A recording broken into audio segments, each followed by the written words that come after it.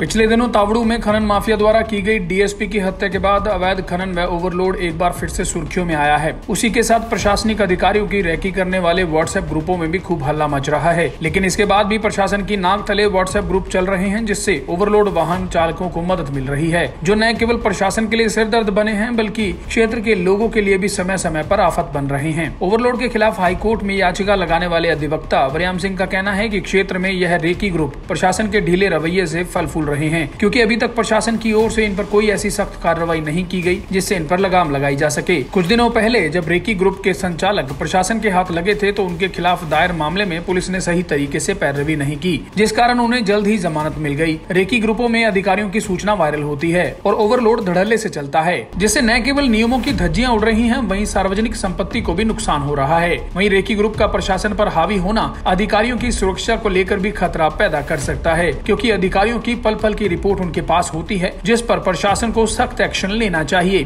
और उच्च स्तरीय जांच करवानी चाहिए। वरियाम सिंह का कहना है कि ओवरलोड वाहनों पर कार्रवाई करने के लिए जब पुलिस से अपील की जाती है तो वह इन पर कार्रवाई करने का अधिकार उनके क्षेत्र में न होने की बात कहकर अपनी जिम्मेवारी से पल्ला झाड़ लेते हैं। लेकिन क्षेत्र में कई बार पुलिस कर्मचारियों की ओवरलोड वाहन चालकों से सांठ-गांठ के वीडियो सोशल मीडिया पर वायरल हो चुके हैं, जिससे उनकी कार्यप्रणाली पर भी बड़ा सवाल उठता है। उनका कहना है कि जब पुलिस अधिकारी उन पर कोई कार्रवाई नहीं करते तो सांठ-गांठ कर उन्हें नियम तोड़ने की इजाजत आखिर क्यों दे रही हैं, जब कानून के नियमों की पालना करवाना पुलिस प्रशासन का कार्य है। आपको बता दें कि कुछ समय पहले प्रशासन ने इन व्हाट्सएप ग्रुपों के संचालकों को पकड़ा था और उनके खिलाफ मामला भी दर्ज हुआ, लेकिन कुछ ही दिन बाद वे जमानत पर छूट गए और एक बार फिर से व्हाट्सएप ग्रुपों में तेजी आ गई, जो कि अब तक निरंतर जारी है। देखिएगा, जिस तरह से हरियाणा के अंदर ओवरलोड और अवैध खनन को निकालने के लिए व्हाट्सएप ग्रुप्स क्रिया हुए और उन व्हाट्सएप ग्रुप पर आज तक कोई कार्रवाई नहीं हुई, तो इसीलिए ये अवैध खनन और ओवरलोड का प्रकरण जो है वो हरियाणा में आज पूरे पांव पसार चुका है। आज जन जन की आवाज़ पर अब ओवरलोड और अवैध खनन की बात है।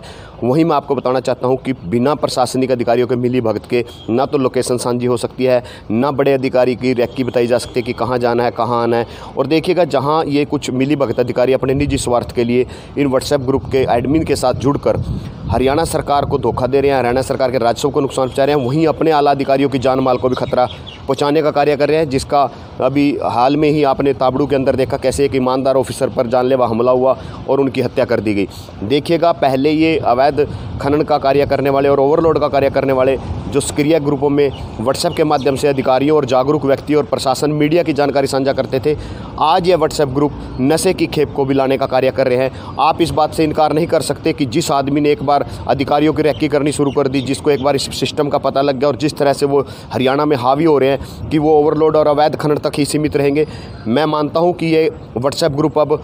आजकल जो है वो अवैध खनन के साथ साथ नशे की तस्करी की खेप को भी हरियाणा में प्रचलन करने का कार्य कर रहे हैं। और मैं आपके माध्यम से हरियाणा सरकार से मांग करता हूं कि यदि आप भ्रष्टाचार पर कड़ा प्रहार करना चाहते हैं, अवैध खनन पर कड़ा प्रहार करना चाहते हैं, ओवरलोड पर कड़ा प्रहार करना चाहते हैं और नशे पर कड़ा प्रहार करना चाहते हैं, तो सर्वप्रथम आपको इन व्हाट्सएप रैकी ग्रुपों पर कड़ा प्रहार करना पड़ेगा। और मैं आपको पुख्ता प्रमाण दे सकता हूँ कि व्हाट्सएप ग्रुप के साथ विदेशी नंबर जुड़े हुए हैं, और अगर विदेशी नंबरों की बात आ चुकी है तो आप ये 100% मान के चले कि नशे से अब ये ग्रुप दूर नहीं है। और अगर अब भी इन व्हाट्सएप ग्रुपों पर कोई सख्त कार्रवाई ना करेगी और न इन पर रोक लगाई गई तो हरियाणा आने वाले समय में नशे की चपेट में आएगा। इस बात में कोई दुराई नहीं है और इसका जिम्मेवार वो भ्रष्ट अधिकारी होंगे जो अपने निजी स्वार्थ के लिए इन व्हाट्सएप ग्रुप को रेकी देते हैं, इन जानकारी साझा करते हैं, या अधिकारियों के बारे में बताते हैं या होने वाली कार्रवाई के बारे में बताते हैं। देखिए, पीछे भी इस तरह का एक मामला आया था, उसके खिलाफ FIR दर्ज है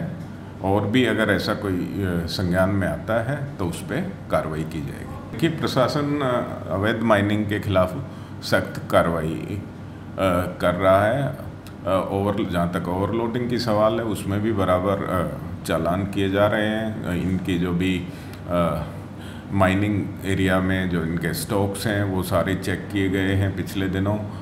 और इस तरह की और इसके अलावा जो भी ये व्हाट्सएप की आप बात कर रहे हैं, तो अगर ऐसा कोई भी मामला संज्ञान में आता है तो उसकी सख्त कार्रवाई की जाएगी। रादौर से लाजपत राय की रिपोर्ट।